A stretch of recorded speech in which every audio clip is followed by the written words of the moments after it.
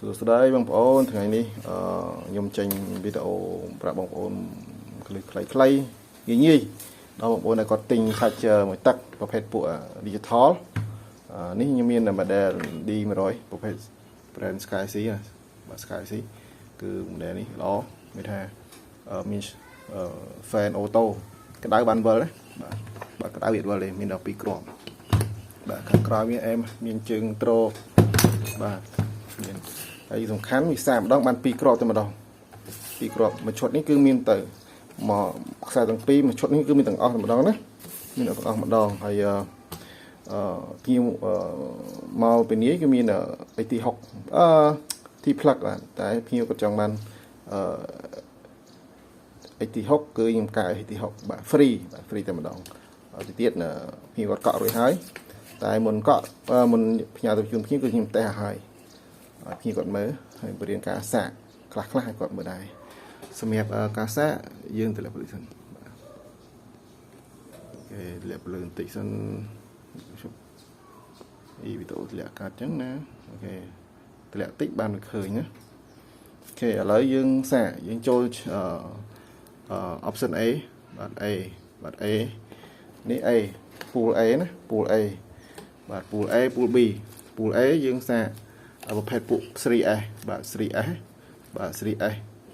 ហ្នឹងគឺ12 វ៉ុលពេញជាងណាពេញអញ្ចឹងវាលោតមានលោត12 វ៉ុលគឺចេញមក11 វ៉ុលបាទ11 វ៉ុល11 វ៉ុលណាជាងការសាកយើងចុច start មួយមិនថាយើងពីខ្លះវាជាប់មួយវ៉ុលផ្សេងតែឥឡូវវាមិនមែន 3S ទេទីហោះឡើយចេះនេះថាទីឥឡូវថាវា 5S អញ្ចឹងយើងចង់កែមក 3S បាទពុទ្ធថ្មយើង 3S បាទ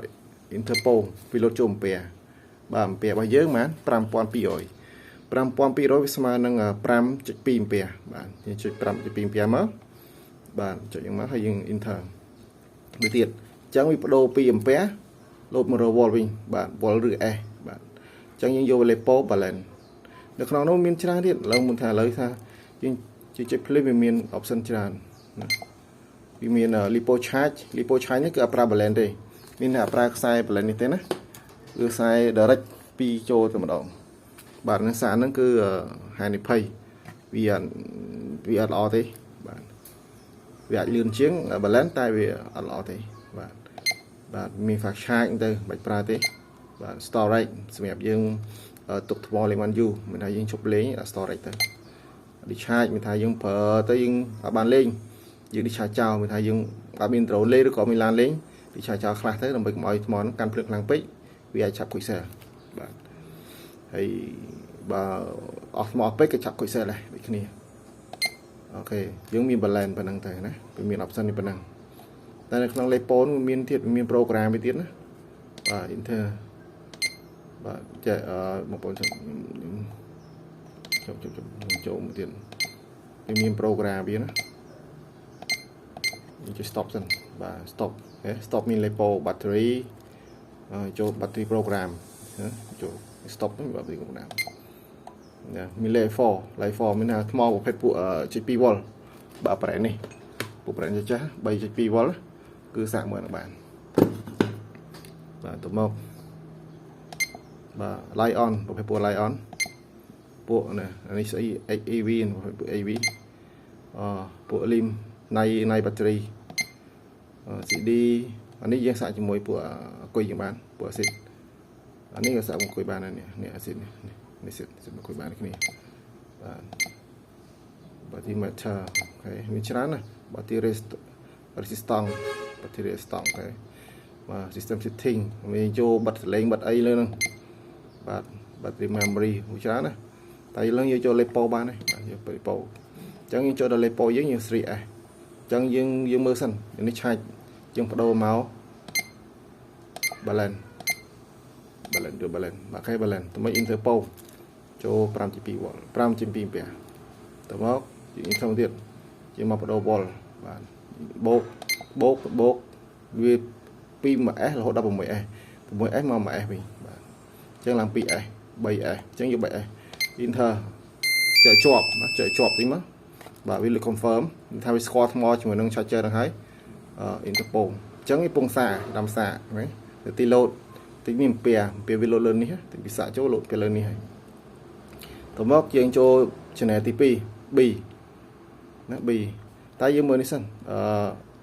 យើងចង់ដឹងថា cell ណាវាអត់ស្មើគ្នាចូលនេះបាទជាបងបាទភាគរយបាទអញ្ចឹងយ៉ាខ្ញុំចុច stop បាត់ដល់ទៀតបាទទៅអូខេភាសាអីយើងចូល channel ទី2channel 2ចុចនេះណាមាន channel B channel A channel A channel B ហើយគឺ channel B វិញបាទ channel B នេះប្រភេទពុក 4S បាទថ្ម 4S ណាមក 4S អូខេមក 4S អញ្ចឹង 4S យើងចុចដូចមុនអញ្ចឹង 5.2 ampere បាទ 5.2 ampere មកយើងចាំងពូនបាទអូខេអញ្ចឹងមកយើងចុចបូកទៅ start យើងលោតទៅលើ ampere ហើយតែ ampere ត្រូវហើយមួយទៀតមកបាទនេះ series S អញ្ចឹងយើងចង់ឡើង 4S ចុចបូកពោឡើង 4S អញ្ចឹងបងលើកនេះស្រាប់ចុច enter មកនេះអូខេចុចនេះស្គាល់ហើយ enter ពោមកពីដើរអញ្ចឹងពេលហ្នឹងវាសាកបាន12គ្រាប់ណាអញ្ចឹងវាចំណេញពេលយើងមានថ្ម2គ្រាប់សាកទៅបានលឿនប្រភេទពួកនេះសាកលឿនណាបាទឥឡូវចង្ហាវាអត់ដើរទេ